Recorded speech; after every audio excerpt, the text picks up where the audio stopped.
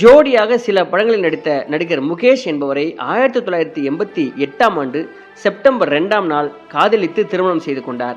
இந்த தம்பதிகளுக்கு ஸ்ரவன் தேஜாஸ் என்ற 2 மகன்கள் இருக்கிறார்கள். திருமணத்திற்கு பிறகு நடிப்பதை படிப்படியாக குறைத்து கொண்ட இவர் தன் கணவரும் அதுபோல நல்ல கதாபாத்திரங்களில் நல்ல நடிகருடன் மட்டுமே நடிக்க வேண்டும் என்று நிர்பந்திக்க ஆரம்பித்திருக்கிறார். அதுதான் அவருடைய மன வாழ்க்கையில பெரும் புயலை கிளப்பி இருக்கிறது என்று சொல்லப்படுகிறது. இவர் எப்பொழுதுமே ரொம்ப பொசசிவாக இருக்கக்கூடியவராம்.